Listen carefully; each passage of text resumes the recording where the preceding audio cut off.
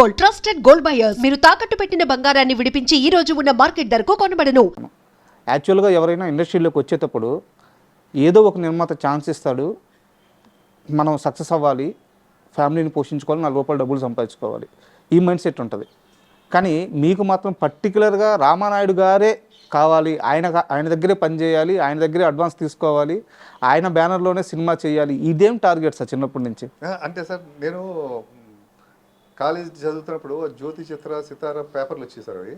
దాంట్లో ప్రొడ్యూసర్ అంటే రామానాయుడు గారికి కనిపించేవారండి. ఆయన తెల్ల టోపీ పెట్టుకుని, తెల్ల డ్రెస్ వేసుకుని, అంటే ఒక మెగాఫోన్ పెట్టుకుని ఆ కాల్ మీద కాలేజ్ కూర్చుని ఉండడం, అంటే ఆ డైరెక్టర్లో ఏదో సీన్ పేపర్ చెప్తే నేను పక్కన నిలబడి చూడడం, ఇవన్నీ చూస్తుంటాను. అలాగా ఏ ప్రొడ్యూసర్తో ఎవరిది ఉండేది కదండి. ఆ వర్కింగ్ స్టిల్స్ ఒక రామానాయుడు గారికే ఉండి తప్పితే మిగతా ప్రొడ్యూసర్స్ చాలామంది ప్రొడ్యూసర్లు ఉన్నా కూడా ఉండేది కదండి.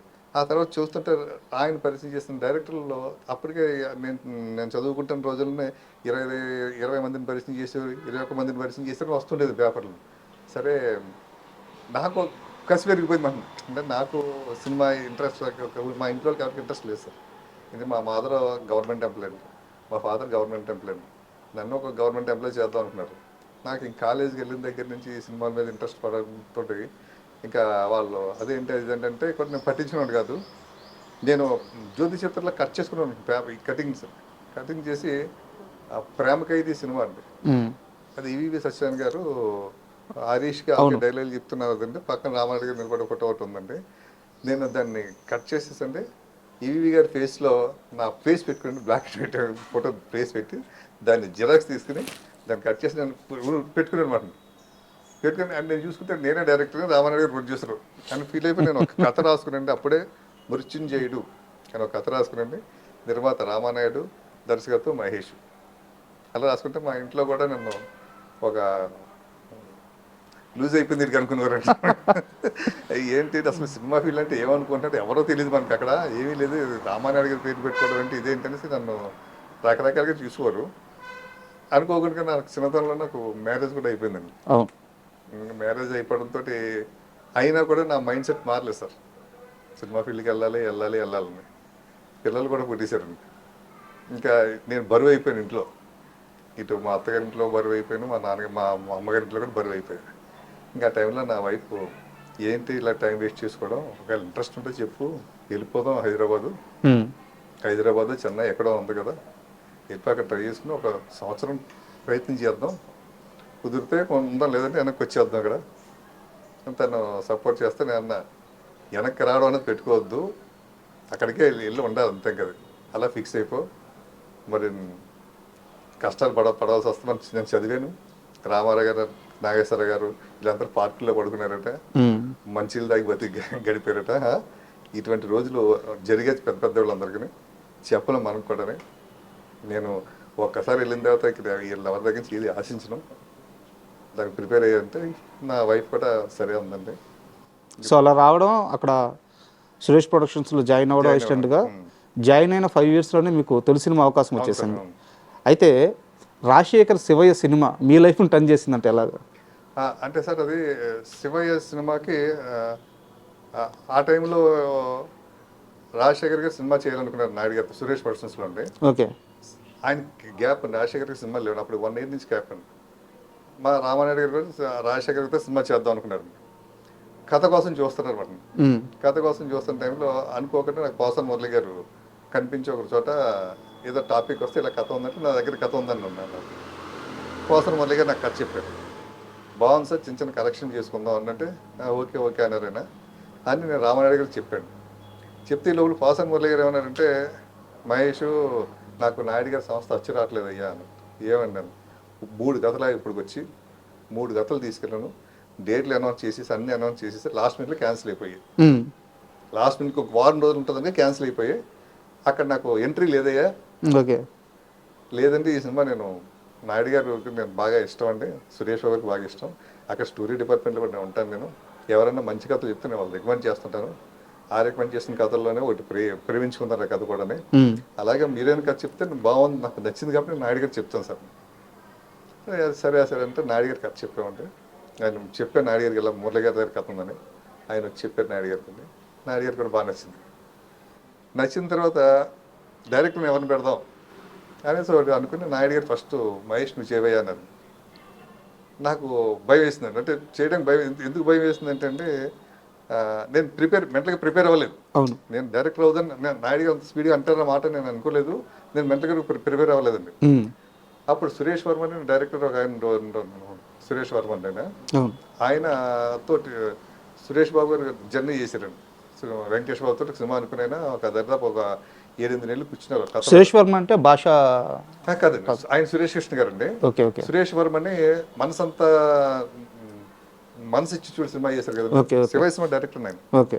శివయ్య సినిమా డైరెక్టర్ ఆయన అంటే ఆయన వెంకటేష్ బాబుతో సినిమా అనుకుని జర్నీ చేశారండి.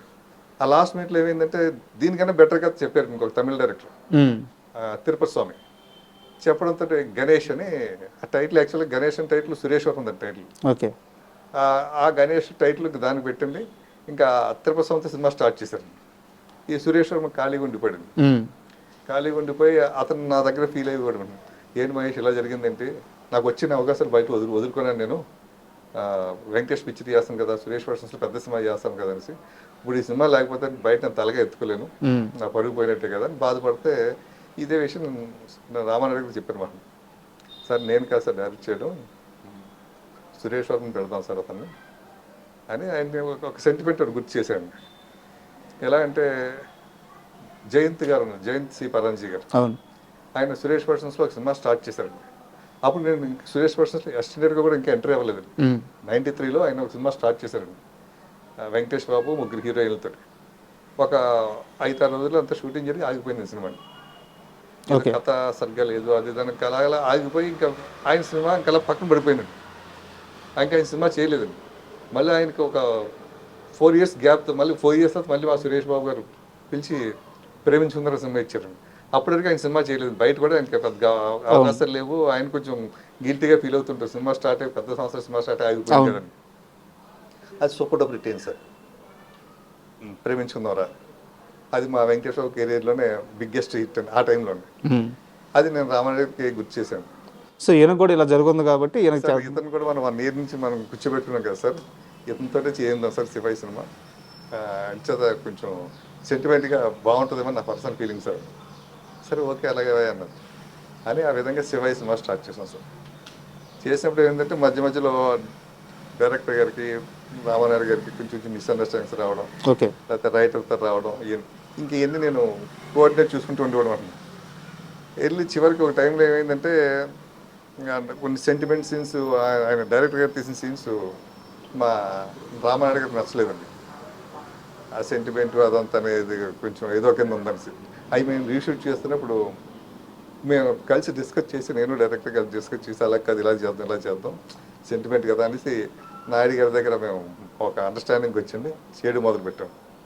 చేసి ఇంకా ఆ సినిమా ఏంటంటే రాజశేఖర్ గారు ఆ టైంలో ఫ్లాపుల్లో ఉన్నారండి. సురేష్ వర్మ ఫ్లాప్ డైరెక్టర్ అండి. మా రామానాయుడు గారు కూడా కంటిన్యూ ఫ్లాపులు చేశారండి. సూపర్ హీరోస్ ఒక సినిమా అండి, దాని ముందు తాత మనోడు సినిమా, ఈ 2 సినిమాలు ఫ్లాప్లే ఉన్నాయండి. దాంతో అందరికీ అది ఒక ఫ్రస్ట్రేట్ సినిమా అయిపోయిందండి. అయిపోయి మా నాయుడు గారు మాటికి ఏమయ్యా మహేష్ ఈ సినిమా కనుక ఫ్లాప్ అయితే ఇంక నేను సినిమాలు చేయనయ్యా, ఇంక నువ్వు డైరెక్టర్ కావయ్యా, నువ్వు బయట ఎత్తుకోవాలి, నీ డ్రీమ్ ఇక్కడ అంటున్నావు కానీ కష్టం అయ్యా అంటే, లేదు సార్ సినిమా హిట్ అవుతుంది సార్, దీని గురించి మేము పడతాను సార్ అని చెప్పేసి ఇంకా సినిమా మీద నేను ఎక్కడ కాంప్రమైజ్ అయిపోయాను కదండి. పోసాని మురళి గారితో గొడవ పడివ్వండి స్క్రిప్ట్ విషయంలో, అలాగే డైరెక్టర్తో గొడవ పడివ్వండి అండి మేకింగ్ టైంలో, అలాగే హీరో రాజశేఖర్తో కూడా గొడవ పడివ్వండి. అంటే ఆయన కొంచెం లేట్గా వచ్చినా లేకపోతే ఇంకేదైనా నిజమేనా అది ఏదండి రాజశేఖర్ గారు సెట్కి లేట్గా వస్తారు పాపం ఆయనకి కొంచెం ఆయన పర్సనల్ ప్రాబ్లం ఉంది సార్. దాంతో ఒక్కోసారి లేట్ అయ్యేది అది. అంటే మేము ప్రిపేర్ అయ్యే చేసామండి సినిమా, ప్రిపేర్ అయ్యే చేసేవాళ్ళం. కానీ అవుట్డోర్ వెళ్తేడికి ఆ లేట్ హైదరాబాద్లో ఉన్న ఫ్లేట్ అనుకోండి సార్, అది మనం ఏదో కవర్ చేసుకుంటాం సార్. అది అవుట్డోర్లో వెళ్ళినప్పుడు లేట్ అయితే అది మనకి డేస్ పెరిగిపోతాయి, బడ్జెట్ పెరిగిపోతుంది. తర్వాత ఆ కాంబినేషన్ డేట్లు మిస్ అవుతాయి. వాళ్ళు వేరే వాళ్ళకి ఉంటుంది కదా సార్ డేట్లు, మిస్ అవుద్ది. ఆ టెన్షన్ అది ఏమవుద్దంటే అది డైరెక్షన్ డిపార్ట్మెంట్ పడుతుంది, ఆ సినిమా పనిచేస్తున్న కో డైరెక్టర్ మీద పడుతుంది. ఆ ప్రెజర్ అంతా ప్లానింగ్ సరిగ్గా లేదు ఏంటని. అప్పుడు నాయుడు గారికి ఏంటంటే నాకు ఫుల్ పవర్స్ ఇచ్చేసారు నాయుడు గారు. సెట్లో నా తర్వాత మహేష్ అన్నది ఆయన డిసైడ్ చేశారు అందరికీ. దాంతో ఇంకా నాకు బరువు ఎక్కువైపోయిందండి. ఏం చేయాలి, నేను సమాధానం నేను నాయుడు గారు చెప్పుకోవాలండి. ఆయన నన్ను తప్పితే ఇంకెవరిని అడగడండి. ఆ విధంగా దాని మీద డే అండ్ నైట్ బాగా కష్టపడ్డాం సార్. అది సినిమా మంచి ఫలితం వచ్చింది సార్. అది రాగానే సినిమా 100 days ఫంక్షన్లో శివయ్య 100 ఫంక్షన్ రామారావు గారు అనౌన్స్ చేశారు, మహేష్తో సినిమా చేస్తున్నానని. చెప్పగానే అంటే దాసనారాయణ దగ్గర ఆ సినిమాకి చీఫ్ గెస్ట్ కింద వచ్చారు మన శివయ్య. వచ్చి ఆయన ఒక సినిమా కూడా అనౌన్స్ చేశారు. ఒక కోఆర్డినేటర్ గురించి ఒక ప్రొడ్యూసర్ కానీ, లేదా సినిమా ఆ రోజు పనిచేసిన ఆ సినిమా పనిచేసిన టెక్నీషియన్స్ కానీ, ఆర్టిస్టులు కానీ, రాజశేఖర్ గారు కానివ్వండి, ఇలా చరపతిరావు గారు కానివ్వండి, వీళ్ళందరూ కూడా నా గురించి మాట్లాడారండి. అది అదేదో 100 days ఫంక్షన్ శివాయి ఫంక్షన్ అనిపించలేదండి, ఏదో మహేష్ గురించి మాట్లాడుతున్న టైప్లో మాట్లాడారు అందరినీ. అది నాకు అది దాసనారాయణ గారు చాలా హైలైట్ చేశారు.